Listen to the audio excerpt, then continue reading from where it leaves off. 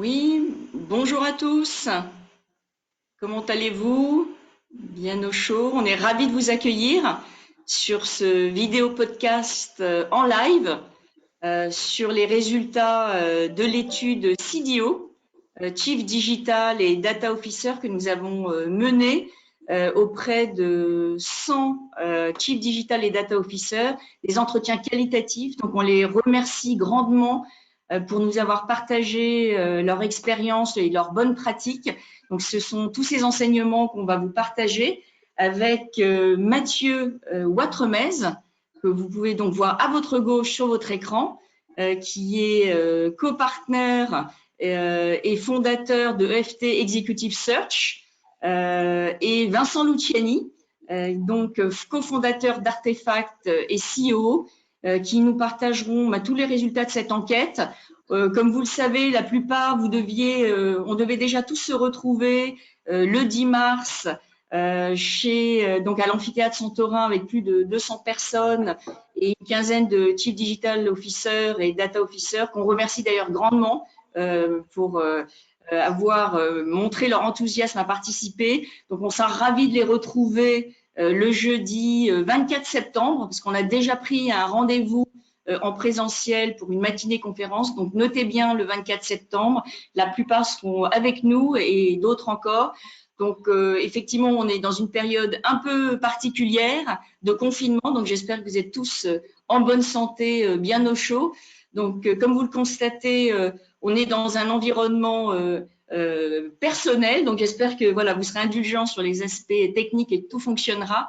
Donc, nous avons une version sous les combles à la campagne avec Vincent, appartement familial avec Mathieu. Et donc, alors, pour les aspects techniques, alors, vous avez donc constaté que le son est coupé pour éviter toutes les perturbations sonores et que la qualité soit la meilleure.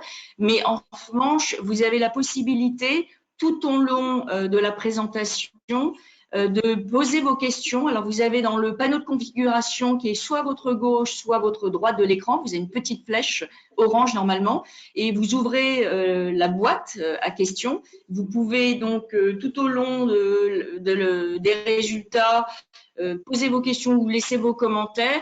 Quand Mathieu présentera donc une partie en à peu près une demi-heure sur les profils, les enjeux organisationnels, Vincent pourra prendre quelques questions et les soumettre à Mathieu et vice-versa.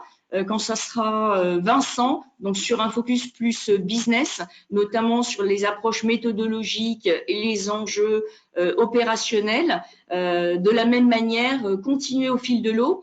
Et les 20 dernières minutes, on reviendra pour prendre vos questions, animer le débat, y répondre du mieux qu'on peut. Et on prendra également vos questions même après pour y répondre dans le cadre d'articles de blog. Et on se fera un plaisir de continuer jusqu'au 24 septembre parce que tout le monde est vraiment en situation un peu atypique et complexe. Donc, on sera ravis d'échanger, de continuer après cette présentation. Donc, nous allons démarrer avec nos deux experts. Mathieu, dans un premier temps, Mathieu, je te laisse la parole. Merci à tous les deux. Merci beaucoup Sophie. Bonjour à tout le monde et merci d'être présent effectivement dans cette situation un peu particulière. Comme l'a très bien dit Sophie, l'idée aujourd'hui c'est de faire une restitution du rapport qu'on a mené avec Artefact ensemble pendant un an. Un rapport qui a commencé effectivement lorsque j'étais au sein du cabinet Kienbaum, qui a également participé à cette étude avec moi et qui avait pour but de continuer un peu deux études que j'avais menées par le passé, à titre personnel et professionnel. D'abord en 2015 sur un premier état des lieux sur tout ce qui était Digital Leaders, ce qu'on appelait déjà à l'époque des Chief Digital Officers. Et je l'ai continué en 2017-2018 où effectivement j'avais élargi le panel à un plus grand nombre de sociétés et Artefact m'a rejoint pour cette dernière étude effectivement où nous avons bien élargi le scope puisque nous avons non seulement ciblé un plus grand nombre de sociétés en France, mais également en Europe.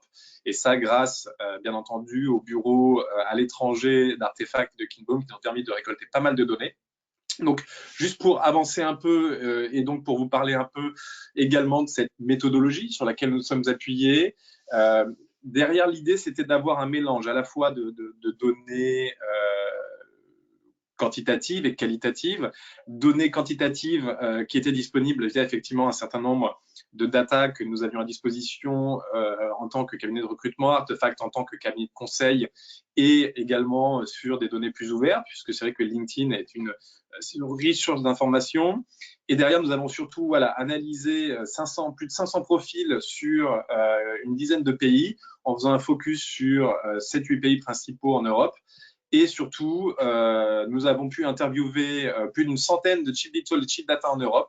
Donc encore un grand merci à toutes celles qui ont joué le jeu et qui nous ont accordé ce temps-là, parce que vraiment, ça nous a beaucoup aidé pour établir un certain nombre de retours, de feedback et d'insights. Et bien entendu, l'idée était de couvrir un maximum d'industries. Donc derrière, vous le verrez dans l'étude, on va aborder pas mal de sujets, à la fois les profils, bien entendu, mais aussi tout ce qui est organisation, les impacts, les feedbacks de tous ces profils.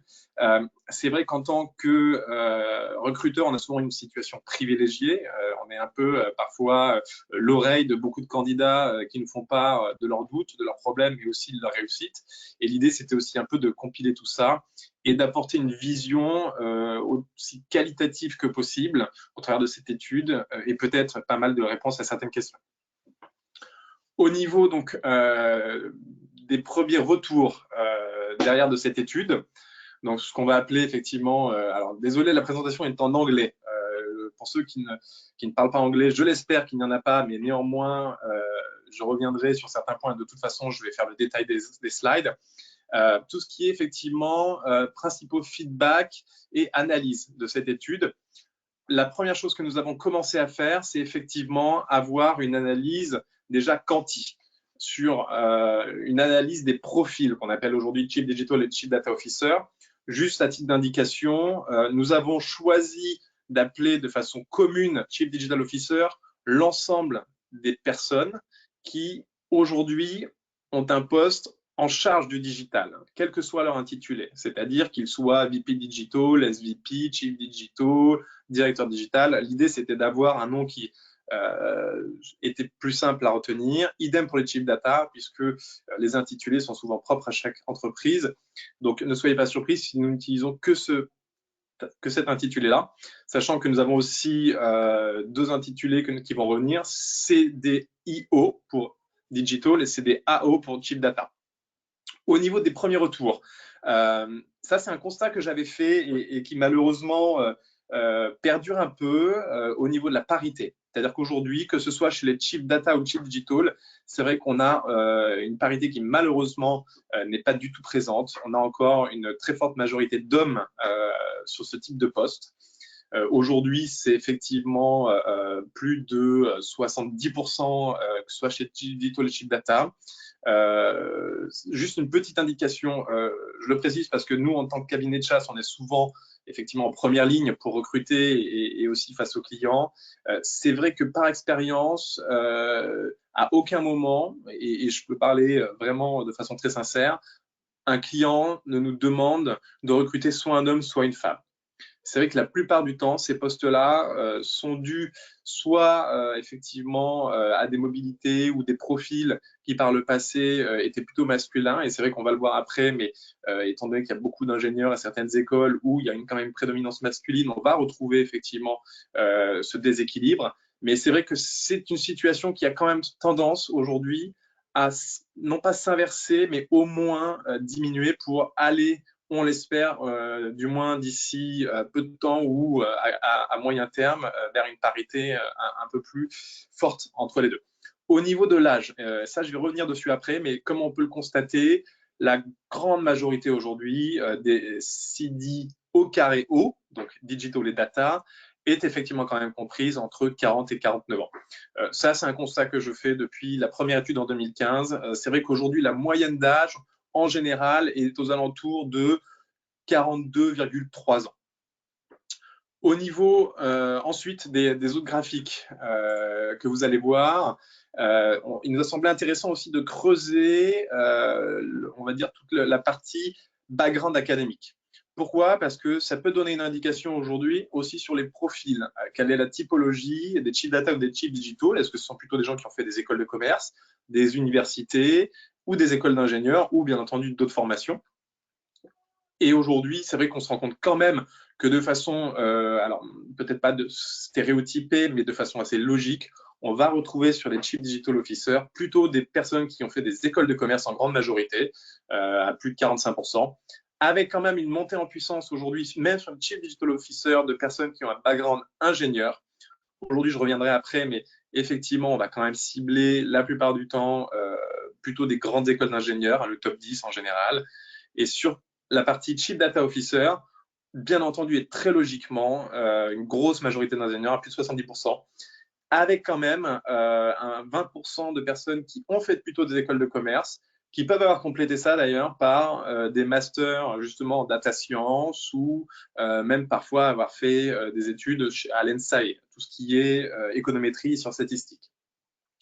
Sur la provenance des chief digital et chief data, majoritairement, les chief digital étaient précédemment sur des fonctions similaires sur un poste hiérarchique un peu en dessous, soit directeur digital ou directeur e-commerce ou directeur effectivement de plus en plus aujourd'hui lié à l'expérience client dans certains cas ou l'omnicanalité dans d'autres. Sur la partie data, c'est un peu plus récent. Donc, on va plutôt avoir aujourd'hui des Head of Data, Chief of Data Science, quelques profils peut-être un peu à part, notamment dans le secteur de l'industrie, où on va avoir également des doctorants plutôt, mais ça, j'y reviendrai peut-être un tout petit peu après.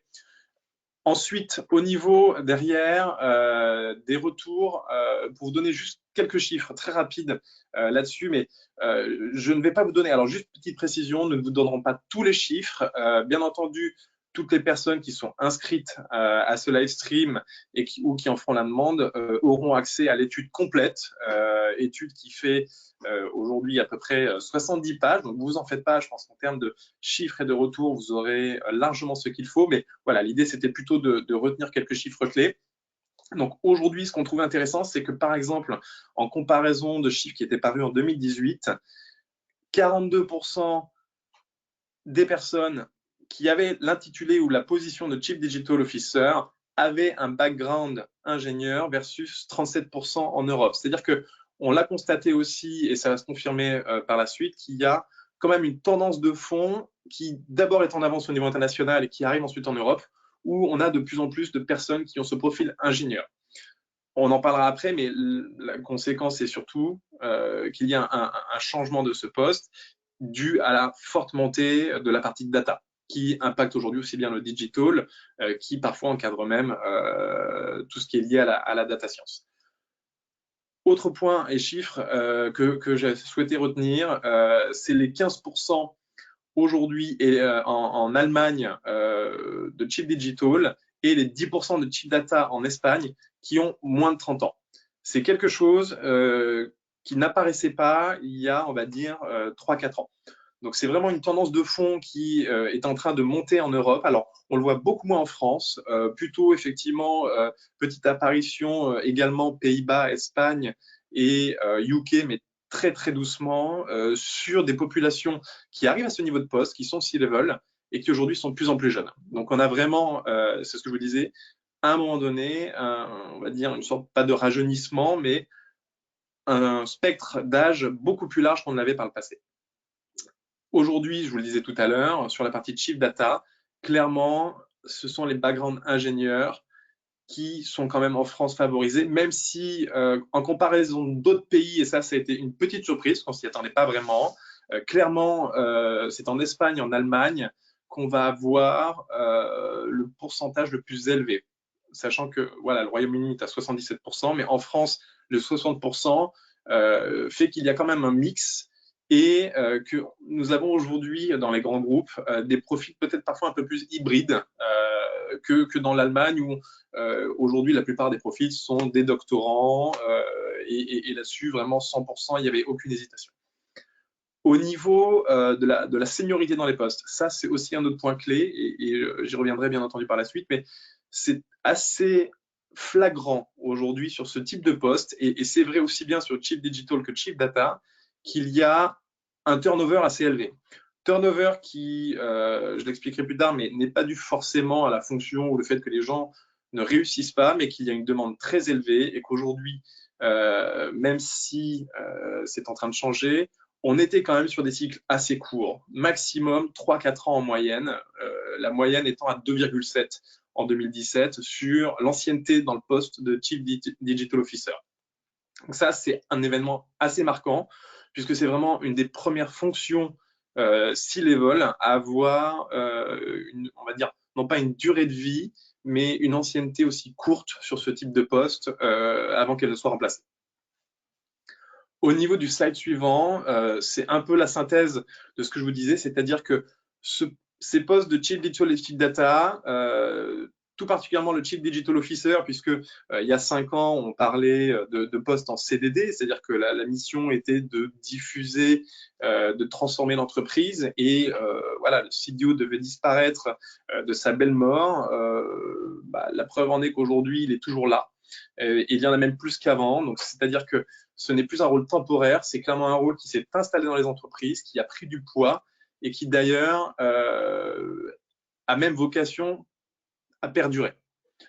Ce qui est intéressant, c'est que ces profils-là qu'on a suivis et que moi je suis, notamment pour certains depuis 2015, ont monté des échelons. C'est-à-dire que des CDO, Chief Digital, Chief Data d'ailleurs, rattachés à un COMEX, étaient assez peu nombreux. On les retrouvait plutôt au sein de grands groupes, mais plutôt CAC 40, qui avaient anticipé assez tôt cette tendance. Mais derrière, il y a quand même une généralisation. Et aujourd'hui, on voit de plus en plus de personnes qui étaient Chief Digital commencer à monter dans la hiérarchie et occuper des positions même parfois plus larges que le simple digital. Donc, ça veut dire que derrière, on arrive sur des profils de plus en plus hybrides et qui fait que les entreprises, et c'est ce qu'il y a marqué effectivement, et c'est ce que le graphique montre en dessous, qu'il y a également un marché aujourd'hui en termes de recrutement des Chief Digital et Chief Data qui est plutôt en croissance. C'est-à-dire que la recrudescence de ces postes-là, mais également leur importance, fait qu'aujourd'hui, les entreprises vont faire appel de plus en plus souvent à des compétences externes et donc passer par des canaux externes pour recruter plutôt que de faire monter les gens en interne, ce qui était plutôt le cas dans les groupes en 2015 où effectivement là, beaucoup de profils étaient recrutés et venaient de l'interne parce qu'on avait besoin d'une certaine légitimité en interne pour faire avancer les chantiers. Au niveau effectivement de ce que je vous disais, c'est-à-dire sur la partie recrutement externe, ce qui est important de savoir, c'est que on parle de tous les canaux, c'est-à-dire soit aussi bien via un cabinet de chasse, mais également via le réseau ou via d'autres biais. Derrière, c'est vrai que les pays aujourd'hui qui vont le faire le plus souvent appel à ces recrutements externes, ça va être aujourd'hui plutôt la France qui est plutôt en avance, les Pays-Bas, le UK, en tout cas sur les profils digitaux. Derrière, côté profil data, effectivement, la France reste toujours en tête sur le recrutement externe. Donc, c'est vrai qu'aujourd'hui, la France a plutôt tendance à aller chercher des compétences à l'extérieur de l'entreprise versus aujourd'hui des pays comme l'Espagne ou même parfois l'Allemagne, notamment sur les postes de data, qui font majoritairement, et quand je dis majoritairement, c'est à plus de 80%, appel à l'interne. C'est-à-dire qu'ils vont favoriser des mobilités internes. Au niveau derrière de ce qu'on va appeler les spécificités, puisque la question qu'on se posait aujourd'hui au sein de l'étude, c'est que est-ce qu'il y avait aujourd'hui une grosse différence à la fois dans l'organisation, est-ce qu'il y avait dans les périmètres, tout simplement des juxtapositions de périmètres, de responsabilités, puisque auparavant le CDO Chief Digital avait donc très souvent une partie de la data, mais plutôt data analytics, data client. Et c'est vrai qu'aujourd'hui, tout ce qui est digital et data leaders, comme on les appelle, ont chacun leur spécificité, mais vont également avoir certaines particularités communes. Au niveau du Chief Digital Officer, comme je le disais tout à l'heure, un des éléments qui a vraiment évolué ces 3-4 dernières années, c'est que les Chief Digital Officers restent plus longtemps en poste. Et plus ils montent en hiérarchie, plus effectivement ils vont se rapprocher ou être membres d'un COMEX, plus leur poste va être pérenne dans le temps. En général, on est sur des trends à 4-5 ans, là où, comme je vous disais tout à l'heure, on était plutôt sur 1 à 3 ans. Au niveau des responsabilités importantes, derrière, il y a effectivement l'élargissement de leur scope, l'élargissement de leur responsabilité. On est passé de scope très simple, e-commerce, digital, parfois CRM ou autre, à des scopes beaucoup plus larges, intégrant la stratégie, l'omnicanalité, l'expérience client, qui sont aujourd'hui des éléments déterminants de la stratégie de société et qui font qu'en termes de pondération, les chiefs digital vont avoir plus d'importance de toute façon dans les processus décisionnels de la société. Au niveau derrière des autres éléments qui sont importants et qui derrière font la différence aujourd'hui dans une entreprise, et ça c'est d'ailleurs, je reviendrai là-dessus en tant que recruteur, quelque chose qui est très important pour les candidats, c'est de devenir patron de son propre PNL, ce qui aujourd'hui passait principalement par l'e-commerce, aujourd'hui devient un peu plus large, et c'est vrai que l'omnicanalité, l'expérience client et la transversalité de ces sujets donnent encore plus de poids aux Chief Digital Officers qui deviennent beaucoup plus légitimes de leur fonction car ils aujourd'hui peuvent prétendre à la gestion d'un PNL, les résultats et d'être considérés au même titre que des autres patrons de BU. Au niveau des Chief Data, on est quand même effectivement sur une fonction beaucoup plus récente. Donc derrière, un profil qui a besoin d'être extrêmement légitime en termes de technicité, que ce soit sur la data science, de l'intelligence artificielle, derrière tous les sujets de data un peu plus larges. Mais c'est surtout quelqu'un qui a besoin de beaucoup de pédagogie. Et ça, c'est revenu régulièrement au niveau des Chief Data Officers. C'est un trait commun, notamment à tous ceux qui sont au sein de grands groupes, puisqu'il y a cette obligation de vulgariser, d'expliquer l'impact de leur métier, ce que ça apporte au quotidien. Et ça, cette approche pédagogique, elle est vraiment critique. Et c'est d'ailleurs un des soft skills les plus importantes sur ce poste très souvent. Comme je le disais, les chief data derrière ont des postes où les résultats mettent plus souvent, on va dire, quelques mois, voire parfois des semestres supplémentaires pour avoir des résultats, pour avoir de l'attraction. Ce sont des chantiers qui peuvent prendre plus de temps. Donc derrière, c'est vrai que c'est important pour eux d'être capable d'identifier et de prioriser très rapidement toutes les optimisations en short et long tail, c'est-à-dire les projets qui ont des quick wins pour leur permettre d'avancer et des projets qui vont prendre plus de temps mais qu'il faut entamer plus rapidement. Au niveau, derrière, comme je vous disais, des secteurs. Alors, le graphique est un peu petit, donc je ne sais pas si tout le monde pourra lire, mais de toute façon, dans l'étude, il est très complet et très détaillé. On a également fait une analyse par secteur, mais je ne vais pas le faire, sinon ça va prendre un peu trop de temps. Ce qui est intéressant, c'est voilà, on a comparé ces chiffres que j'avais récoltés en 2017 et 2019. On avait entendu multiplier ça et on a étudié ça au niveau européen. Ce qui est intéressant, c'est qu'il y a quand même aujourd'hui une progression qui est claire, notamment sur des domaines qui étaient peut-être un peu en retard. On voit aujourd'hui clairement cette obligation pour l'ensemble des grands groupes. Je ne l'ai pas précisé, mais je prie de m'excuser. Au niveau de la méthodologie, nous avons priorisé les groupes et les sociétés qui font plus de 500 millions d'euros de chiffre d'affaires.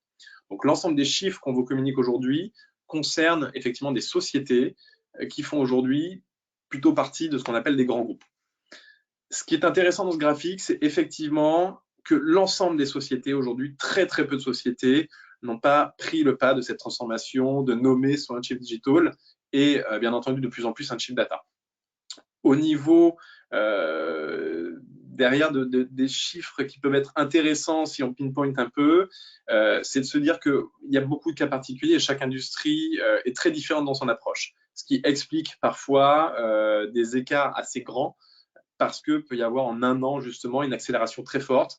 Et c'est notamment, ça a été le cas du luxe, ça a été le cas effectivement de l'industrie qui avait du retard et de la mobilité qui ont accéléré très très rapidement sous l'impact du marché et on va dire d'éléments pressurisants externes de start-up, de GAFA ou d'autres grands acteurs. Au niveau des points communs, et c'est là où je dirais qu'on a eu pas mal de surprises avec Artefact quand on a fait ces entretiens et quand on a posé toutes ces questions au Chief Digital et Chief Data, c'est qu'on a vraiment trouvé des points de concordance au niveau des deux parcours. Ces points de concordance, on les a rassemblés dans 4 grands points aujourd'hui. Le premier, c'est ce qu'a connu très tôt d'ailleurs le Chief Digital, c'est construire sa propre légitimité en interne. Je vous mentionnais le fait que beaucoup de recrutements étaient des mobilités internes du fait de la légitimité de personnes qui connaissaient la société, qui étaient connues.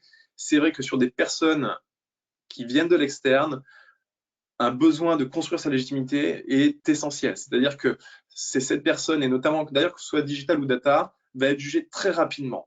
Va y avoir une sorte parfois même de viseur dans le dos. Certains chief digital me décrivaient qu'ils se baladaient dans les couloirs avec une cible dans le dos, qui pouvait être assez désagréable dans certains cas. Mais c'est des personnes qui sont vraiment scrutées par l'ensemble des autres acteurs, et notamment des membres du COMEX très souvent, parce qu'ils peuvent le voir un peu comme un agent disrupteur de leur propre périmètre. Le deuxième point, c'est effectivement en lien avec ce qu'on vient de dire, c'est-à-dire c'est l'obligation de délivrer très rapidement à la fois des use cases, c'est-à-dire qu'aujourd'hui, tout le monde nous explique que la phase de POC, elle s'est fortement raccourcie et qu'ils ont besoin de délivrer très rapidement des use cases et des résultats pour faciliter aujourd'hui la suite de leur mission. Et c'est ce qui peut être difficile pour eux justement, mais c'est vrai que c'est quelque chose qu'on retrouve énormément dans le discours des deux, Chief Digital et Chief Data, d'autant plus que les Chief Digital ont aujourd'hui d'autres chantiers sur lesquels ils sont attendus. L'autre point, c'est effectivement l'IT. L'IT, c'est, sans que ce soit une critique vis-à-vis des DSI, ça a quand même été très souvent mentionné comme un des principaux pain points. C'est-à-dire que la définition du périmètre aujourd'hui, digital et data, est toujours en juxtaposition avec une partie de l'IT, puisque la plupart des chantiers ont besoin des équipes IT pour avancer.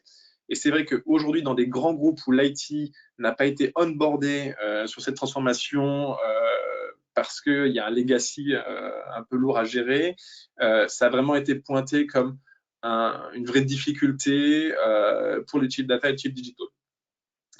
Et ce qui fait que derrière, ça a souvent fait ralentir des projets, ça fait ralentir effectivement leur propre mission, leur propre roadmap, ce qui peut compliquer les choses et ce qui aujourd'hui est assez critique, et j'en parlerai d'ailleurs après sur l'organisation.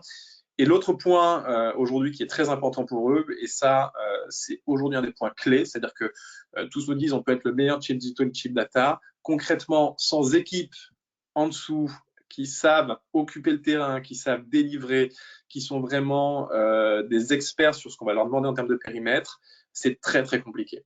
Et c'est d'ailleurs de plus en plus un des premiers points qu'abordent l'ensemble des candidats quand ils vont rentrer en poste ou quand ils négocient leur prise de poste, c'est-à-dire la taille de l'équipe, les budgets et les ressources qui vont être allouées.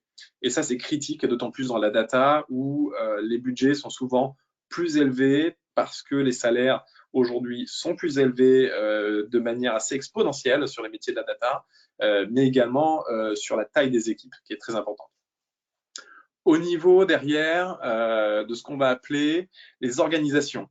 Alors, je suis désolé, le slide est un peu lourd, mais je vais essayer de le simplifier et derrière, vous aurez l'occasion de me poser des questions si vous le souhaitez. On a constaté, alors, 3 principaux modèles d'organisation sur à qui va reporter le chief digital, le chief data. Aujourd'hui, ce qu'on va dire ce qui est un peu considéré comme le Graal pour les deux, c'est le reporting direct au CEO. Pourquoi? Parce que c'est une sorte de garantie que le poste est pris à sa juste valeur et que derrière, la transformation digitale ou effectivement l'accélération data est considérée comme un enjeu majeur pour la boîte et donc reporte directement au principal décisionnaire. Là, on a eu clairement une augmentation, notamment sur les Chief Digital Officers, de 8% sur le nombre de personnes, le nombre de Chief Digital qui ont intégré un COMEX rapportant directement à un CEO. Ça, c'est vraiment un point clé aujourd'hui parce que c'est aussi, on va dire, une bonne mesure du degré de maturité d'un grand groupe sur le digital. Ce n'est pas une mesure qui est tout le temps exacte, mais en l'occurrence, c'est aussi un élément décisionnel pour certains candidats dès lors qu'ils peuvent être approchés par d'autres sociétés. Donc, ça permet aujourd'hui d'avoir, on va dire, la garantie que le digital ou le data sont considérés à un niveau assez important pour ne pas être derrière rattaché à d'autres directions qui pourraient ralentir cette transformation nécessaire. Au niveau derrière de la contrepartie éventuelle de ce mode d'organisation, c'est bien évidemment la pression associée. C'est-à-dire que ce qui est intéressant, c'est que ni les Chief Digital ni les Chief Data n'occultent la pression et les responsabilités qui incombent à ce type de position et effectivement être en première ligne face au CEO et donc avoir des exigences beaucoup plus élevées. Ça, ils ne l'occultent pas et au contraire, pour eux, c'est un élément, c'est un vrai moteur. Ça peut être très challengeant et justement vraiment quelque chose de très positif pour eux. Au niveau du deuxième schéma, qui est un peu plus classique, c'est effectivement le rattachement à un membre du COMEX. Souvent, le digital et data vont être rattachés soit à un SVP marketing, digital, communication, parfois même à une sorte de directeur des opérations. Là encore, on a des associations assez hybrides. Ce qui est intéressant de voir, c'est que on va quand même généralement essayer de rapprocher ces organisations du sens logique dans l'entreprise par rapport aux challenges qui sont attendus. Donc, c'est-à-dire que de plus en plus, on va retrouver des chiefs digital qui vont aussi prendre ce type de position et qui vont encadrer des scopes un peu plus larges. Au niveau du troisième scénario, c'est un peu le scénario de première étape, c'est-à-dire de la transformation. On a un chief digital ou un chief data qui est rattaché en N-2, -3, parfois -4 du CEO, qui est donc un peu éloigné du centre névralgique, du centre décisionnel, et qui va plutôt être là pour développer, peut-être parfois même en étant protégé du reste de la structure, le digital ou la data. C'est un rôle qui peut être assez frustrant, notamment pour des personnes expérimentées, qui derrière nous expliquent clairement que c'est pas le rôle le plus facile parce que beaucoup de freins, les choses peuvent mettre plus de temps. Et effectivement, les chantiers sont moins impactants pour le reste de l'entreprise. Au niveau de l'évolution, comme je disais tout à l'heure, derrière sur notamment les Chief Digital Officers, donc effectivement ce qu'on appelle aujourd'hui les SVP Digital ou j'ai même des Chief Digital Business, les intitulés fleurissent un peu dans tous les sens. Ce qui est important, à ce que je disais tout à l'heure, c'est qu'ils montent dans la hiérarchie déjà en restant plus longtemps en poste. Ça, c'est vraiment un facteur clé de succès, c'est-à-dire que sur des cycles plus courts, on a constaté que derrière, très peu de CDO, donc digital, arrivaient à ces postes derrière de responsabilité sans avoir franchi une première étape, sauf par recrutement externe, bien entendu. Mais c'est vrai que là-dessus, les candidats sont du coup de plus en plus vigilants quand on leur propose des postes et quand ils prennent des postes eux-mêmes. Derrière, le deuxième point, c'est bien entendu en élargissant tout leur scope. Ça, c'est hyper important. Et donc, derrière, ça va leur permettre d'évoluer. Et c'est ce que je mets quelques exemples en bas. Mais effectivement, on a Denis Machuel, Julie Walbaum et Xavier Courrouge qui sont des très bons exemples d'anciens Chief Digital qui ont su évoluer. Et je vais laisser la parole à Vincent qui va nous parler un peu plus en détail de tout ce qui est data transformation et des exemples que rencontre. Merci Mathieu, bonjour à tous. J'espère que vous m'entendez bien. Alors je vous rappelle que vous pouvez poser les questions donc il y a un onglet qui est disponible dans le panneau de configuration. N'hésitez pas à poser les questions. D'ailleurs, on nous a demandé dans ce tableau si les slides seront disponibles suite à notre intervention. Et parfaitement, on vous les enverra. Donc c'est pas nécessaire de faire des copies d'écran sur chacune des pages. On vous transmettra bien sûr toutes ces informations. Voilà, donc je vais maintenant rentrer un petit peu plus en détail sur effectivement quel est on a beaucoup développé sur qui étaient les chiefs digitaux et les chiefs data officers. On va rentrer un petit peu plus en détail maintenant sur finalement qu'est-ce qu'ils font et les grands défis auxquels ils font face. Et on va en particulier zoomer sur un chantier qui nous tient à cœur sur la partie data. Voilà, parce que comme vous savez sans doute, Artefact, c'est une entreprise de conseil qui est spécialisée sur la transformation de la donnée. Donc, dans le rapport, vous avez bien l'ensemble des use cases et des défis sur les deux parties, mais aujourd'hui, on va en particulier zoomer sur la partie data. Alors, normalement, j'ai la main. Charlotte, je ne sais pas si tu m'as transféré les droits, l'accès. Voilà. Alors, la façon dont on résume finalement les défis et les enjeux des chief data et des chief digital officers, notre perception, c'est que finalement, la technologie accélère et l'accélération se fait de façon exponentielle.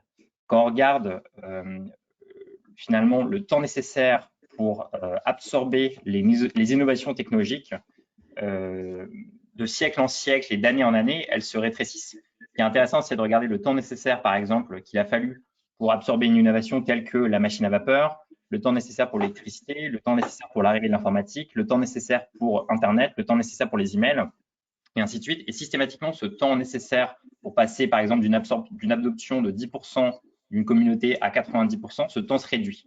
Et en fait, on arrive à un moment où, finalement, ce temps nécessaire passe sous le seuil d'une génération, voire même sous le seuil d'une demi-génération ou même de plusieurs années. Du coup, on se rend bien compte qu'il y a d'ailleurs un gap qui se met en place du fait que finalement, les organisations évoluent de façon linéaire, c'est-à-dire qu'on recrute des gens à un rythme linéaire, qui sont formés de façon linéaire, qui progressent de façon linéaire, là où la techno et l'innovation progressent de façon exponentielle. Donc finalement, nous, si on doit résumer ce rôle des Chief Data et des Chief Digital Officers, c'est de combler le gap qu'il y a entre, d'un côté, ces innovations technologiques qui se font de plus en plus à un rythme effréné, et une organisation qui grandit de façon humaine et linéaire.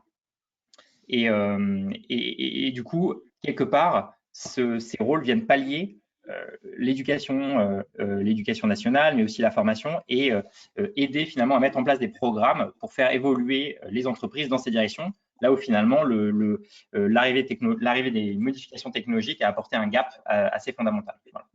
Donc, on va zoomer sur trois grands des défis et des solutions qu'ont apporté ces Chief Data et ces Chief Digital Officers sur trois grands piliers. Donc, le premier pilier, c'est la vision stratégique, qui on va le voir, n'est pas quelque chose de facile à mettre en place et de facile à définir. Le deuxième pilier, ça va être finalement quels sont les bons modèles organisationnels à mettre en œuvre, et le fait que ces évolutions arrivent de façon massive fait qu'il faut repenser la façon dont on organise les équipes. Et il y a des schémas qui se détachent, qui sont des choses qu'on a beaucoup entendues pendant les entretiens qu'on a souhaité partager. Et le troisième défi, c'est finalement quels sont les grands enablers et les plateformes à mettre en œuvre pour arriver à changer efficacement les entreprises. Voilà. Et après, on pourra bien sûr laisser la place aux questions. Donc, la première question sur la vision. Donc, on a fait le choix d'être évidemment un petit peu provocateur dans la façon dont on a écrit ça. Mais c'était intéressant de soulever que lors de nos questions, finalement, beaucoup nous ont montré qu'il y avait une perception que les initiatives dans la data n'étaient pas forcément alignées avec la vision de l'entreprise. Alors, le premier point qui a été soulevé, c'est que définir finalement une vision, une ambition, c'est très difficile. C'est très difficile parce qu'en fait, il y a une vitesse, comme je l'expliquais, une vitesse, une montée de maturité des technologies qui est très rapide. Donc, je peux commencer à mettre en place un moteur de recherche et finalement, au bout de quelques semaines, quelques mois, j'ai un nouveau software qui vient finalement contrecarrer la solution existante et quelque part, ça remet à plat toute ma stratégie. C'est aussi difficile parce que finalement, je me rends compte au fur et à mesure que j'avance et que je progresse qu'il y a des difficultés, il y a des arrêts sur le chemin. Et du coup, définir dès le départ une vision sur ces projets est extrêmement difficile. Le deuxième point que vous avez soulevé, c'est la difficulté de mettre en cohérence les différents projets. Aujourd'hui, beaucoup d'entre vous remontent le fait qu'on est plus dans un état de superposition de mini-projets que dans une logique de mise en cohérence de tous ces projets pour atteindre un objectif stratégique. Et du coup, on en arrive à une situation où on est plutôt dans une superposition de ce qu'on appelle des POC, des proof of concept, des essais, plutôt que finalement la mise en œuvre de programmes qui permettent de transformer l'entreprise et qui est alignée avec sa vision business. Voilà. Et justement, le troisième point, c'est beaucoup aujourd'hui des use cases sont encore trop éloignés du cœur business des entreprises et sont plutôt drivés aujourd'hui par du pragmatisme, c'est-à-dire disponibilité des équipes, disponibilité des technos, plutôt du greenfield, c'est-à-dire je vais plutôt créer un projet à côté que du brownfield, c'est-à-dire transformer le cœur de mon entreprise. Et ça, aujourd'hui, on se rend bien compte que finalement, si je veux vraiment transformer l'entreprise, il va falloir que je transforme aussi par l'intérieur Et du coup, il va falloir que je m'attaque aux use cases qui sont les use cases plutôt cœur de mon entreprise et pas seulement les use cases qui sont les use cases périphériques. Alors pourtant, quand on regarde un petit peu plus près, on s'aperçoit que aujourd'hui, finalement, l'ensemble de ces use cases peuvent être mis en cohérence dans le cadre d'un projet de transformation d'une entreprise.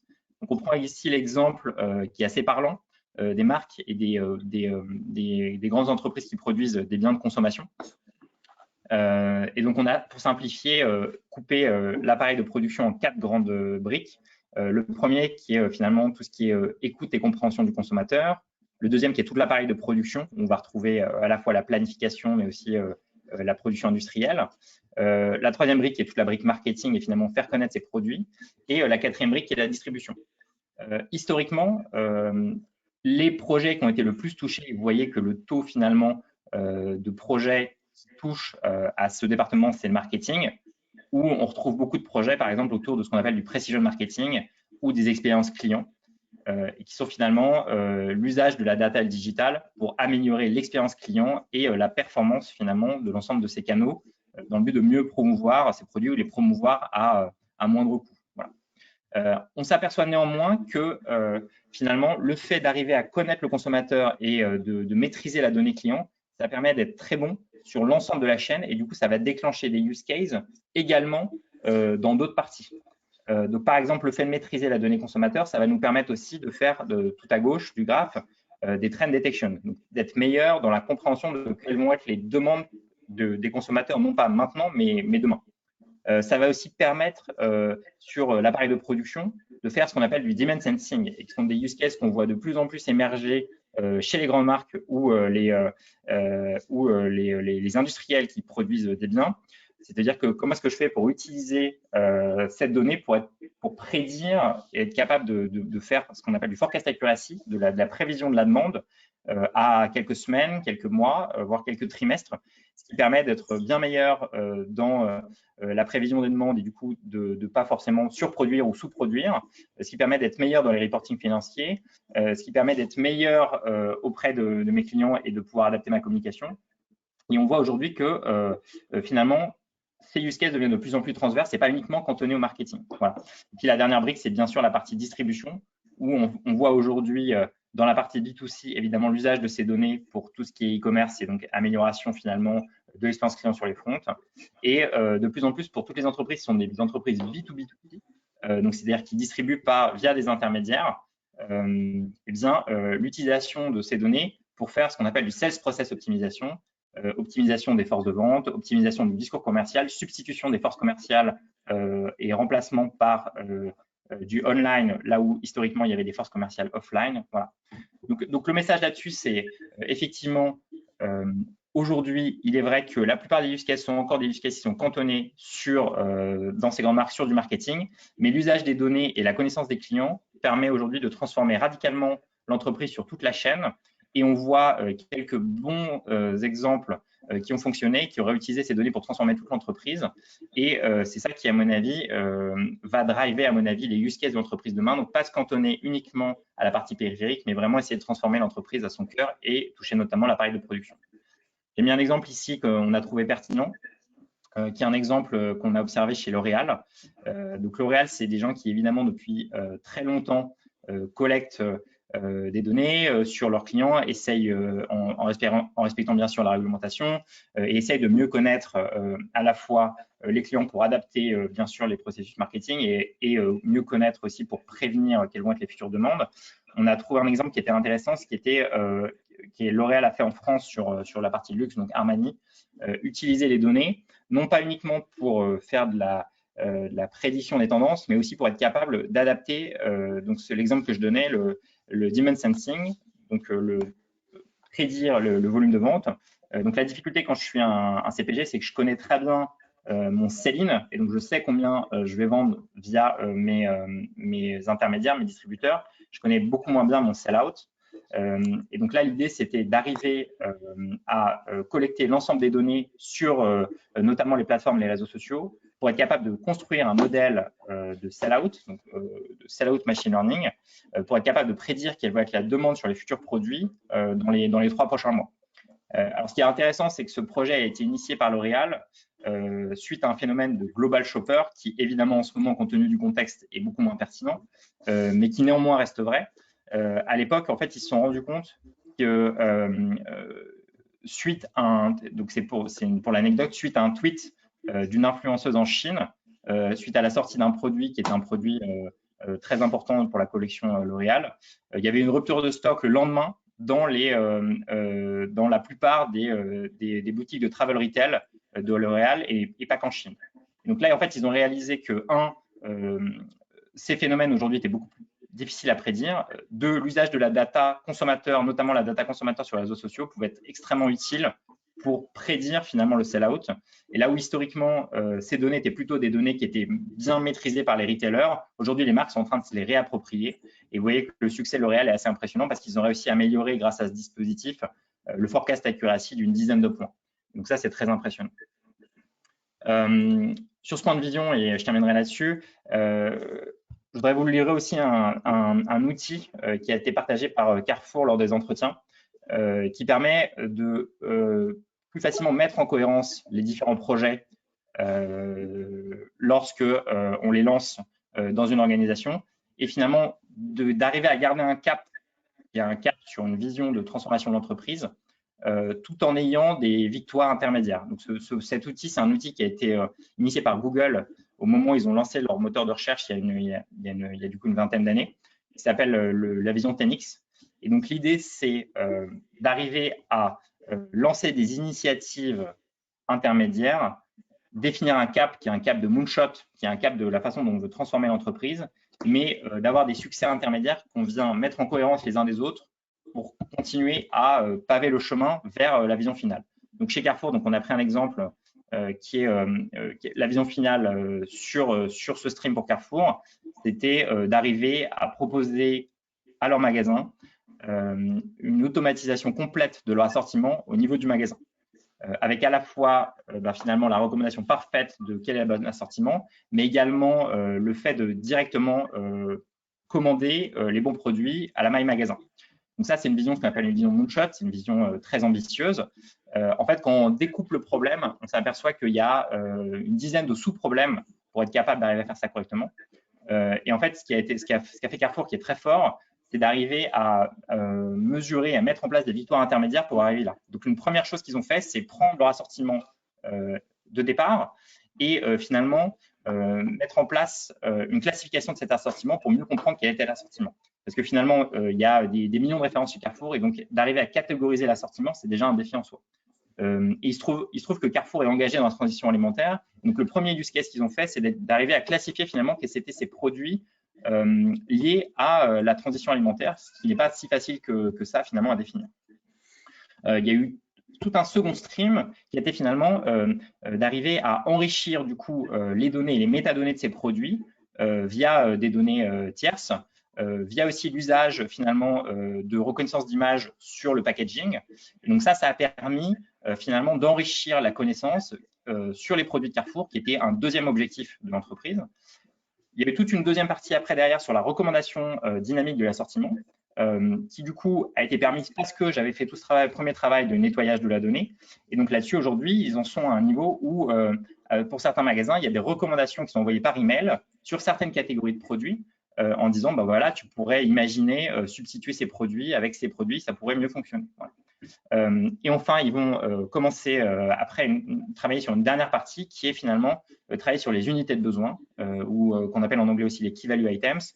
Et donc là, l'idée, c'est de dire qu'une fois que j'ai fait toute la partie nettoyage de la donnée, commencer à catégoriser les différents produits et enrichir les données avec des données tierces, identifier finalement être capable de faire des recommandations au niveau des assortiments sur certaines catégories de produits. Ils vont être capables de mieux définir finalement les switching spots et les unités de besoin des consommateurs, proposer finalement sur l'ensemble des unités de besoin une catégorisation et des produits qui correspondent aux unités de besoin. Demain, proposer à chacun des magasins sur l'ensemble des unités de besoin finalement quelle est la classification la meilleure et du coup quels sont les meilleurs produits à mettre au magasin. Et après-demain, proposer une automatisation de l'ensemble de ce processus au niveau magasin avec une automatisation complète, c'est-à-dire plus besoin d'un intermédiaire ou d'un validateur pour pouvoir acheter. Voilà. Donc ça, c'est évidemment ce qu'on appelle la vision 10X. Ce qui est intéressant, c'est que chacune des étapes de ce chemin est pavée de succès. Et donc, au final, même si j'arrive pas demain à faire la vision 10X ou même s'il y a des modifications en cours de route, le fait d'arriver à paver ce chemin permet d'avoir des victoires intermédiaires. Et donc, ça permet de garder une vision tout en ayant finalement des succès et de mettre en cohérence les différents use cases les uns les autres. Et ça qu'on a trouvé extrêmement pertinent dans l'approche qu'a développé Carrefour. Je vais passer maintenant au deuxième enjeu, qui est l'enjeu du modèle opératoire. Donc, en fait, on se rend bien compte que pour transformer une entreprise, il faut modifier profondément la façon dont les gens travaillent et les organisations ne sont pas forcément agiles à ce point qu'en l'espace de quelques mois, on peut modifier complètement une organisation. Donc, ce modèle opératoire, c'est vraiment un challenge qu'on demande régulièrement au CDO, au Chief Data et Chief Digital Officer.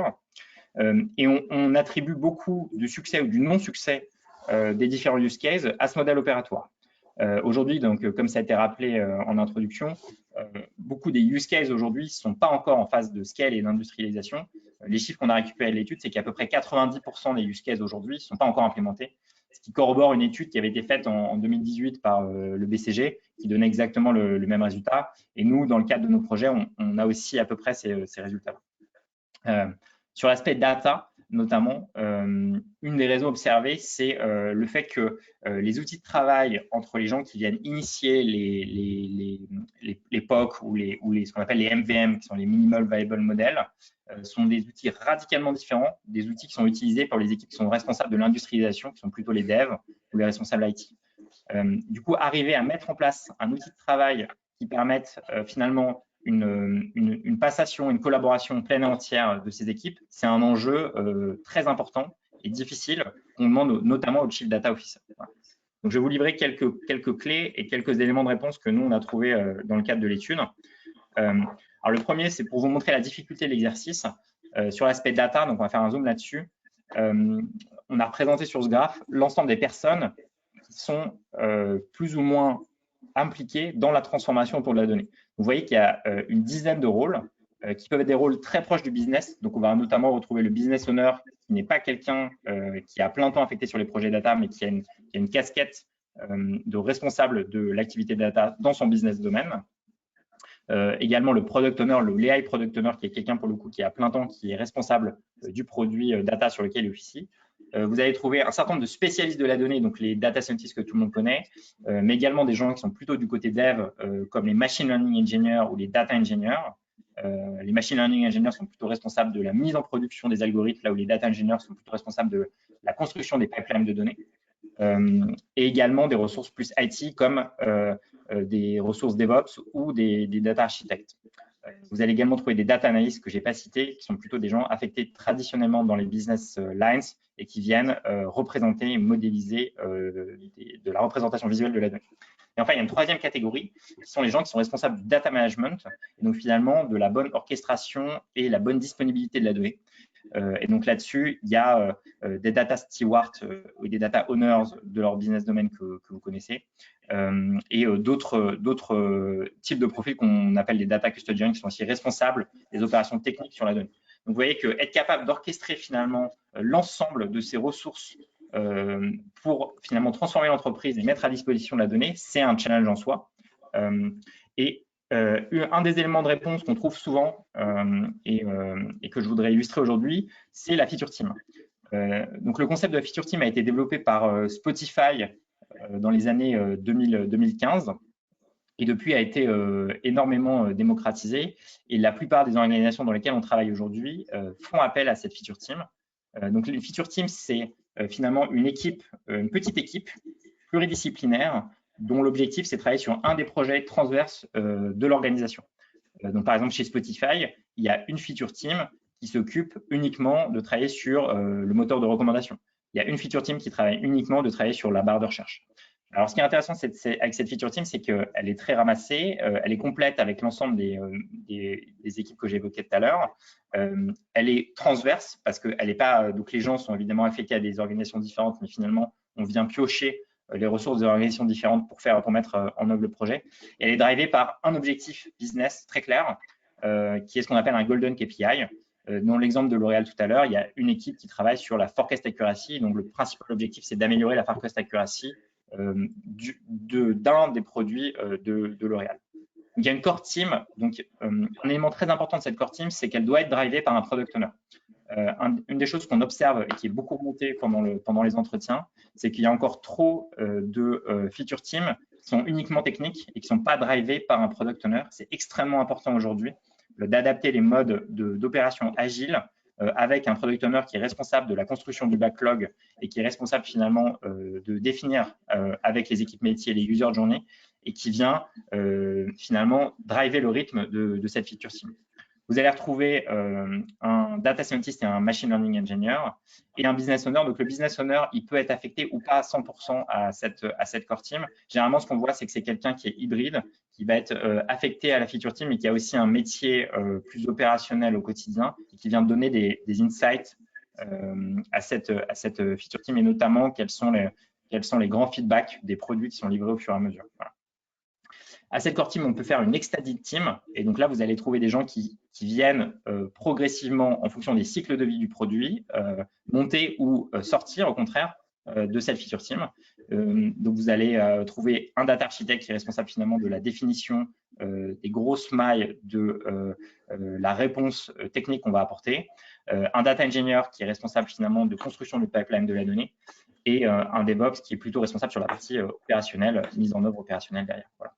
Ce matin, on devait intervenir, mais il ne peut pas pour des raisons techniques, Pierre Fournier de Mano Mano. Donc, chez Mano Mano, ils ont encore plus étendu le concept de cette feature team en ajoutant des fonctions périphériques qui sont aussi affectées à cette feature team pendant la phase du projet. Et donc, notamment, chez Mano Mano, ils ont complété ce concept en ajoutant des profils comme RH, parce que de temps en temps, en fait, il faut faire du recrutement spécifique, comme marketing, parce que de temps en temps, il faut faire la promotion spécifique, finance de temps en temps, parce qu'il est important sur certaines features de suivre le coût du projet, parce que ça peut déraper très rapidement. Et donc, en fait, ce concept peut être aussi étendu et élargi au reste de l'organisation. Voilà, donc un des feedbacks qu'on a eu, c'est aussi un feedback de Carrefour qui l'a étendu sur son lab, donc son IA Factory, et qui a scalé le concept de la feature team à déjà aujourd'hui 6 ou 7 feature teams. Donc, chacune de ces feature teams est, comme je le disais, responsable d'un objectif très précis avec un KPI très précis. Les feature teams respectent un peu le même schéma. Donc, certaines sont un petit peu plus larges que d'autres sont plus rassemblées. Mais ce qui est intéressant avec cette feature team, c'est que si on respecte le schéma TNX que je vous ai montré tout à l'heure, finalement, on peut très bien imaginer scaler ce dispositif. Et je crois que chez Walmart aux US, ils ont réussi à faire un bus de feature team plus d'une cinquantaine, tout en mettant en cohérence les différents projets entre eux. Donc, cette type d'organisation permet aussi un passage à l'échelle finalement assez important si on arrive à finalement faire travailler les différents projets entre eux. Voilà. Lorsqu'on commence à scaler ce concept de feature team, on a d'autres problèmes qui sont aussi très bien documentés par Spotify que je ne vais pas développer aujourd'hui, mais il faut arriver à donner du sens notamment. Et donc, c'est pour ça qu'ils proposent aussi des concepts de tribe qui sont de dire que sur l'ensemble des feature teams, je rassemble aussi des gens qui sont intéressés par une même communauté et donc ce qui permet de donner du lien entre les différentes feature teams. Voilà. Je pourrais développer plus dans les questions s'il y a des questions autour de ça. Voilà. Une des questions qui revient très régulièrement sur la partie du modèle opérationnel, voilà, c'est finalement quid de la centralisation ou de la décentralisation. Donc c'est une question qui nous est souvent posée parce qu'évidemment c'est intéressant de centraliser dans une logique d'accélération, mais c'est aussi ça peut être pénalisant dans une logique finalement de changement et de transformation, de se dire qu'il n'y a qu'une unité qui rassemble des génies et des talents très spécifiquement sur notamment la partie data. Et après, derrière, quid des business units et comment est-ce que je vais faire pour aller aussi transformer mon métier si j'ai qu'une entité séparée qui fait ça. Voilà. Donc, il y a différents scénarios. Nous, ce qu'on voit, c'est que systématiquement, il y a une coexistence de 3 niveaux dans la transformation de data. On retrouve des experts data dans les business et dans les business units. Donc ça, généralement, on va trouver des data analystes à minima, certaines fois des data scientists, qui viennent appuyer les métiers dans la construction finalement de reporting ou dans la mise en œuvre de début de use case. On va souvent trouver ce qu'on appelle un hub data, donc qui est là un pool d'expertise et de compétences dont la responsabilité c'est d'accélérer les métiers dans la transformation autour de la data et qui vient finalement produire des use cases pour les différents business units. Et plus récemment, on voit l'émergence de ce qu'on appelle une data platform team. Donc je reviendrai dessus sur la troisième partie, les enablers. Donc cette data platform team a la responsabilité de construire un actif transverse data dans l'entreprise. Et donc, c'est là où on va trouver finalement toutes les ressources qui viennent récupérer la donnée et la mettre à disposition du reste de l'organisation. Voilà. Tout le débat, c'est de savoir finalement, est-ce que je dois ou pas centraliser l'ensemble de ces fonctions? Ce qu'on voit aujourd'hui, c'est que la data platform team est très, très régulièrement centralisée, donc cross-géographie, cross-business line dans les entreprises. En revanche, le hub data, certaines entreprises font le choix d'avoir un hub data, d'autres décident de délocaliser complètement dans les business units les capacités data. Le choix, généralement, il est arbitré par deux grandes questions. La première, c'est le niveau de maturité de l'organisation. Plus une entreprise est mature, moins il est pertinent de centraliser un pool d'expertise data. Et ça, c'est aussi vrai sur la data, c'est vrai sur le digital. C'est-à-dire que finalement, plus vous avez passé le stade de maturité, plus c'est intéressant de rapatrier ces expertises dans les métiers. Le deuxième axe, c'est l'axe finalement de complexité de l'entreprise. Plus une entreprise a une complexité organisationnelle avec différentes business lines, différentes business units, des projets différents, plus c'est intéressant d'avoir une expertise transverse parce qu'évidemment, ça va être plus compliqué d'arriver à rassembler des expertises dans chacune des business units et donc ça va être plus efficient de rassembler ces équipes. Ce qu'on voit, c'est que certaines entreprises qui évoluent et qui deviennent de plus en plus matures construisent au départ ce hub data pour accélérer, puis finalement, au fur et à mesure de la montée en maturité, quelque part diluent le hub data dans les différentes business lines au fur et à mesure de la montée en charge des cas d'usage et de la montée en maturité de l'organisation.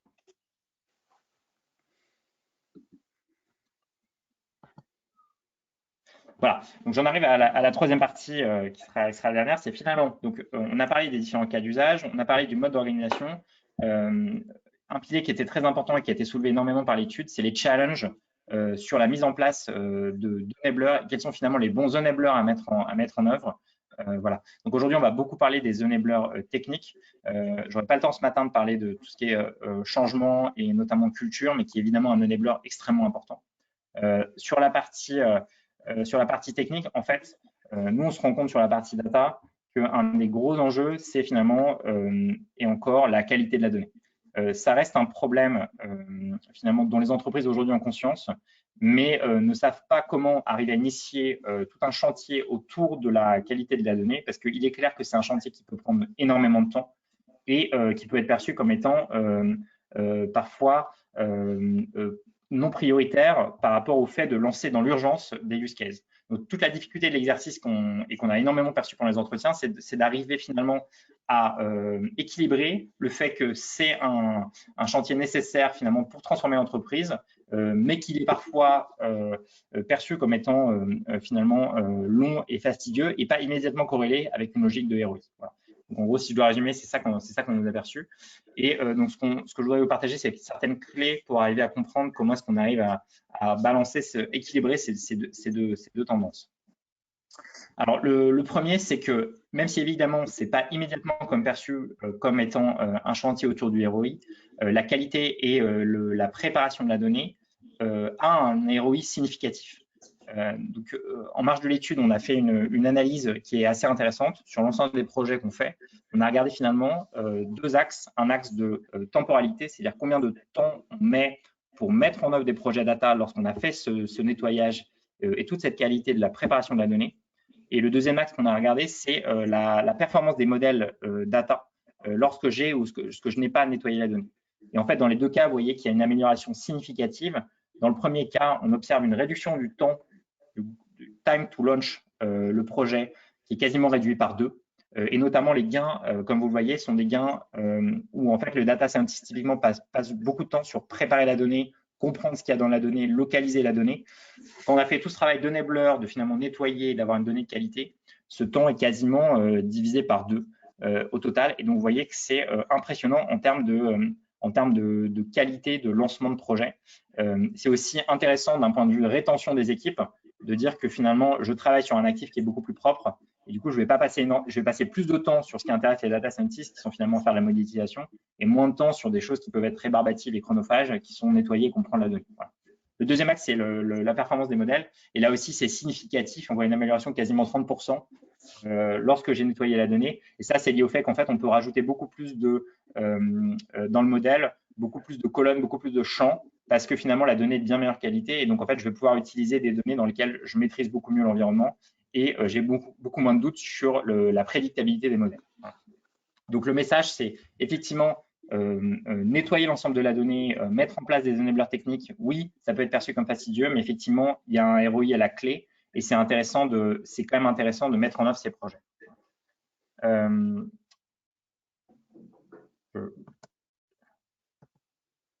Voilà. On a regroupé ici, et donc ça, on vous le donnera suite à cette intervention, l'ensemble des projets qu'on observe lorsqu'on parle de data gouvernance. Donc, c'est vrai que c'est très large et ça regroupe un certain nombre de champs. Donc, ce qu'on vous propose, c'est un petit framework qui peut être tout à fait adapté dans vos organisations. En fait, on a répertorié l'ensemble de ce qu'on voit aujourd'hui quand on traite de la data gouvernance. Donc, pour nous, suite à ces entretiens, il y a 5 grands étages.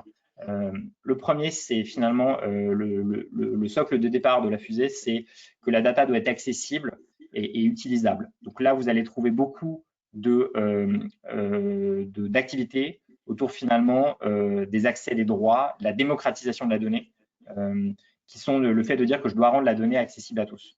Le deuxième étage de la fusée, c'est que la donnée doit être nettoyée et en lien sécurisée et en lien avec les différents textes de réglementation. Donc là, vous allez trouver énormément de blocs autour de la sécurité des données, la compliance GDPR et la compliance avec des régulations spécifiques. Je pense notamment au secteur de la santé, au secteur de la finance, où il y a des réglementations spécifiques à respecter. Et donc ça, cet étage s'assure que finalement, cette donnée est compliant.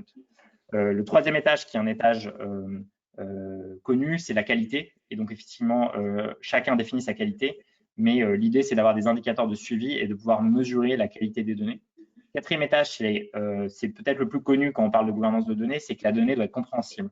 C'est là où on va trouver tous les blocs autour du glossaire de la donnée, dictionnaire de la donnée, le lineage, qui est de dire que je trace des traits entre différentes bases de données pour arriver à représenter finalement des KPI qui sont issus de différentes bases de données. Voilà.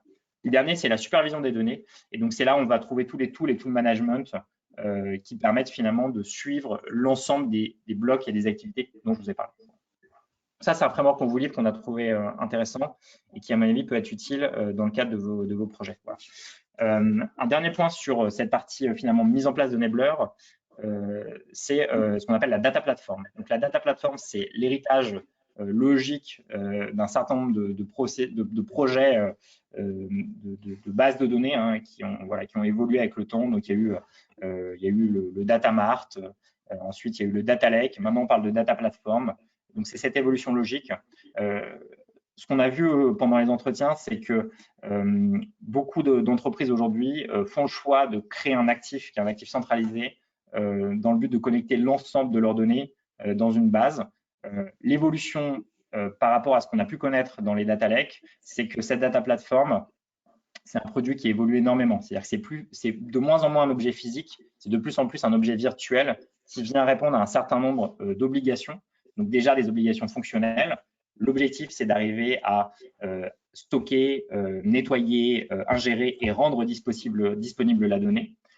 Ça vient aussi répondre finalement à l'ensemble des projets autour de la data governance. Donc, cette data platform est responsable de physiquement mettre en œuvre par défaut l'ensemble des projets autour de la data governance. Et donc, l'objectif, c'est d'avoir un actif central qui récupère l'ensemble des données et donc qui crée des pipes de données dans l'entreprise et qui les rend accessibles. Et donc, cette data platform vient se brancher, vous voyez, à l'ensemble des projets de BI, l'ensemble des projets d'analytics, aussi l'ensemble des use cases qu'on a évoqués. Et certaines entreprises, voilà, donc je prenais le cas de Carrefour, qui est un bon exemple, branchent cette data platform aux différents hub data ou aux IA Factory. Et donc, l'idée, c'est que ces deux étages viennent se superposer très logiquement. Un étage dont la responsabilité, c'est la récupération et le nettoyage de la donnée, et un étage dont la responsabilité, c'est finalement le lancement, à partir de cette donnée nettoyée, de projets qui vont demain être industrialisés autour de la data. Pour nous, c'est très important d'avoir ces 2 étages parce que les temps de finalement nettoyage de la donnée et d'être capacité à nettoyer cette donnée et le temps pour faire les use cases ne sont pas du tout les mêmes. Et du coup, il est important d'avoir ces 2 projets avec ces rythmes pour bien arriver finalement à avoir d'un côté une donnée de qualité et de l'autre des projets qui viennent transformer l'entreprise demain. Voilà.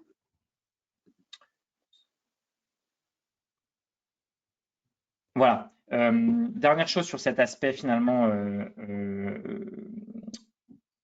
enabler technique. Donc, on a parlé d'un enabler qui est la gouvernance de la data, un deuxième enabler qui est finalement la data platform. Le troisième enabler, c'est les méthodes de travail entre les équipes.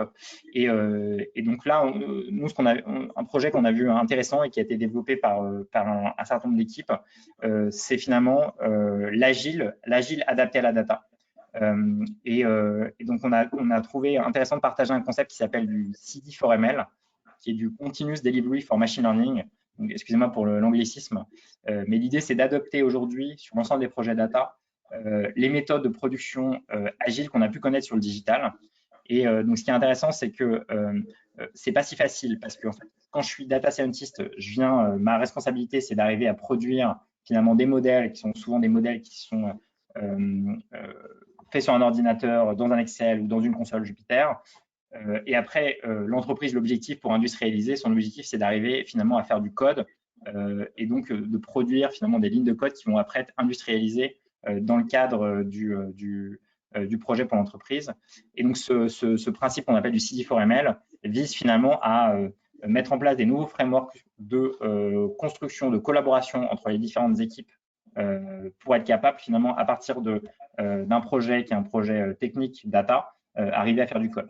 Vous allez trouver des logiques de travail, vous allez trouver des logiques de monitoring, donc par exemple des logiques de test qui doivent être appliquées de bout en bout sur l'ensemble de la chaîne de production. Donc l'idée de ce framework, c'est de dire qu'en fait, ces projets data doivent être traités finalement comme n'importe quel projet d'entreprise avec un cycle de vie. Et maintenant, on a cette solution pour être capable de finalement, dès le début, d'arriver à faire collaborer des équipes sur un mode de travail qui est un mode de travail de produire du code dans une organisation pour être capable de finalement produire demain un outil qui correspond exactement aux besoins de l'entreprise. Voilà, donc je conclurai sur cette slide.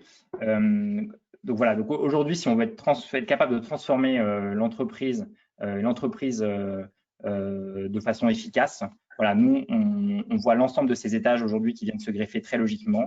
Et donc, quelque part, c'est pour nous le résumé de la feuille de route d'un CDO, que ce soit un Chief Data ou un Chief Digital Officer.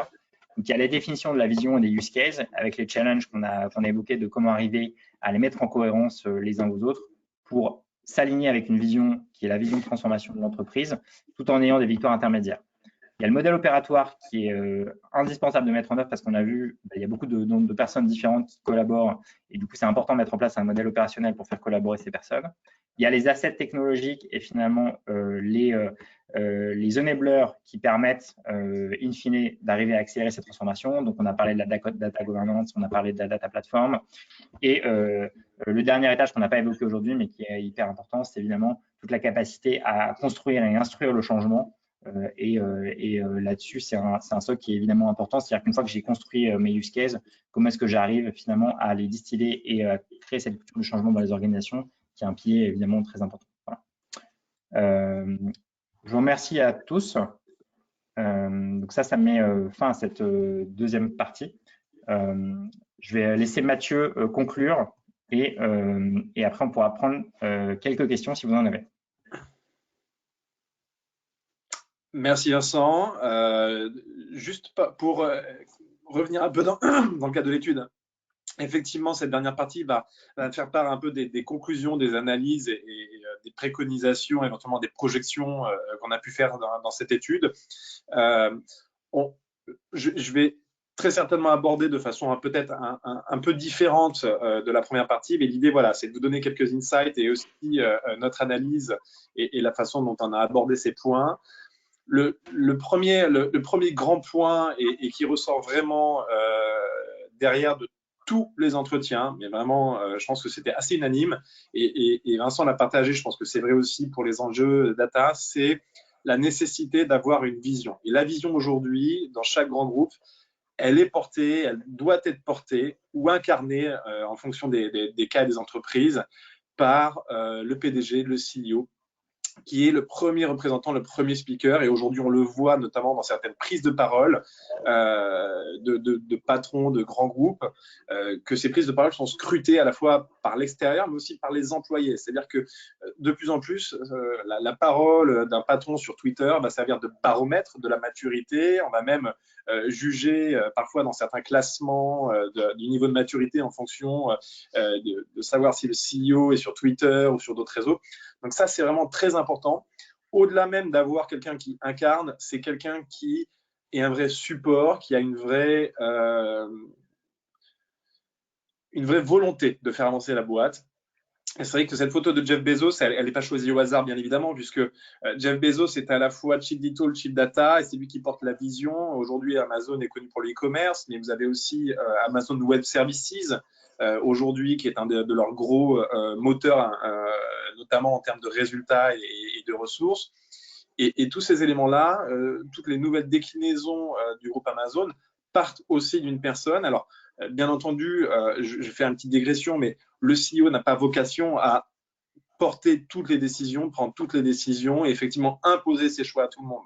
Son rôle est avant tout effectivement son rôle décisionnel, de vision, mais aussi d'arbitrage. Et c'est là où c'est important justement que la data et le digital ait ce support au niveau de la direction de quelqu'un qui est capable de trancher. Parce qu'à un moment donné, c'est ce qu'on disait par le passé, souvent beaucoup de problèmes qui font que des projets peuvent être retardés, une transformation qui peine à se faire, sont souvent le fait de problèmes internes et pas forcément de problèmes liés au marché, à la technologie ou aux personnes dans les équipes, mais plutôt quelques petites frictions, des problèmes entre certains départements. Et c'est là où c'est très important et vraiment, je pense que c'est unanime chez l'ensemble des personnes qu'on a interviewées, d'avoir à un moment donné quelqu'un qui est capable de trancher. Donc c'est vrai que derrière, tout ce qui est transformation de la donnée, aujourd'hui encore plus dans la vision et notamment dans les cas que vous avez décrit Vincent, on a besoin de quelqu'un qui supporte, qui porte ces initiatives. Parce qu'à un moment donné, vous allez aussi arriver à un plafond qui fait que s'il n'y a pas quelqu'un qui va porter au-delà et qui va déterminer cette vision, on va rester concrètement à soit des POC, soit des use cases qui ne vont pas être scalables. Parce que derrière, on n'aura pas de décisions qui pourront permettre notamment de faire travailler les départements entre eux. Au niveau derrière, je dirais, de ce rôle de leader qu'on doit avoir, on parle souvent effectivement de digital, de data, mais ce qui est important au final, c'est pas que le CEO soit un expert de la donnée ou du digital. C'est pas ce qu'on attend de lui encore une fois, et c'est vraiment, je pense, même pas ce qu'attendent en l'occurrence les chief digital, les chief data. Ce qu'ils attendent, c'est quelqu'un qui leur donne le cap, qui leur donne la vision, qui soit capable de prendre des décisions fortes et surtout dans l'intérêt du groupe, de l'entreprise par rapport à des marchés, par rapport effectivement à potentiellement des challenges ou une concurrence à laquelle ils sont confrontés. Et c'est un peu, alors effectivement, ce qui est marqué et dans le slide suivant, c'est-à-dire que j'ai repris une citation derrière de quelqu'un que j'apprécie, qui est effectivement Simon Sinek, dont je vais vous en parler dans quelques secondes. Mais le rôle du leader, c'est aussi de créer un environnement où l'ensemble des grandes idées et des grands projets peuvent arriver. Et ça, c'est un des use cases que je préfère, celui de Nike. Et c'est pour ça que je le cite régulièrement parce qu'il y a vraiment quelque chose de très concret. C'est-à-dire que Nike est un groupe que tout le monde connaît. Je pense qu'en termes de brand equity, la marque aujourd'hui est une des marques les plus reconnues dans le monde. Derrière Nike a vraiment connu à un moment donné, notamment entre 2006 et 2009, un peu le creux de la vague, et notamment parce que Adidas et d'autres marques avaient vraiment attaqué très fortement et commencé à prendre des parts de marché de façon assez agressive. Et c'est vrai qu'à un moment donné, le CEO de l'époque, Phil Knight, et son DG, donc N-1, Mark Parker encore à l'époque, se vraiment poser la question du repositionnement du pivot. Et c'est là où le rôle du CEO a été totalement incarné, je trouve, et vraiment, pour en avoir parlé avec plusieurs personnes de chez Nike, justement, c'est quelque chose qui les a marqués. C'est-à-dire que du jour au lendemain, l'ensemble de la direction générale a décidé d'arrêter toutes les publications médias qui n'étaient pas digitales. C'est-à-dire qu'ils ont coupé l'ensemble des campagnes pub, des budgets télé, des budgets radio. Ils ont tout supprimé du jour au lendemain, alors que c'était leur premier poste de dépense. Donc ça, c'était une décision très forte. Et pourquoi c'est intéressant? Parce que ni Mark Parker ni Phil Knight n'étaient des experts digital ou data. Ce n'étaient pas des personnes qui venaient de ce sérail. C'est vraiment des personnes qui viennent de cet univers aujourd'hui, production, on va dire, de chaussures de sport. Même si maintenant, ça paraît être un gros mot quand on parle de Nike ou de sneakers ou autre. Mais c'est vraiment ce qui les a drivés.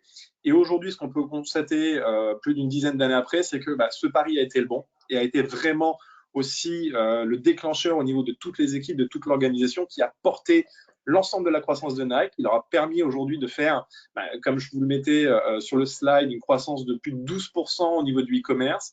C'est quand même 10,4 milliards de dollars de revenus en 2018, sachant qu'aujourd'hui, le mobile représente plus de 50% de leurs revenus. Et ce qui est intéressant au-delà de ça, c'est toute la partie omnicanal et l'expérience client qu'ils ont revisité. Et ça partait d'une conviction très forte, ça partait du pourquoi. Nike, qui sommes-nous?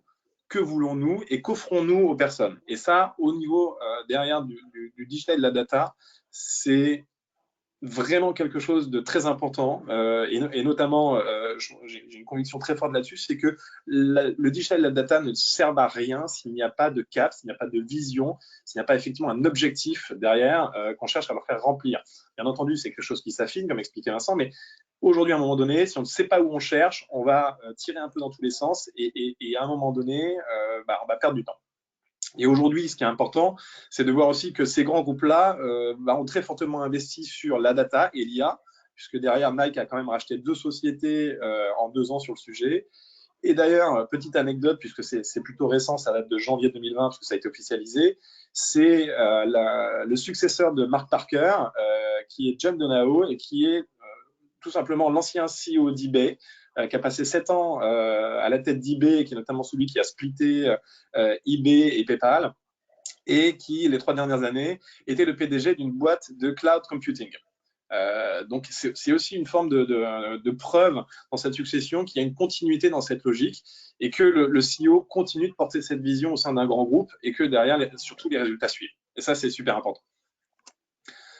Au niveau des analyses qu'on a pu faire, les choses qu'on s'est dites effectivement avec Vincent et dans les premiers feedbacks qu'il vous a fait sur les projets, c'est vrai que moi j'ai plutôt insisté sur la partie personnelle, parcours, éventuellement lister les pain points.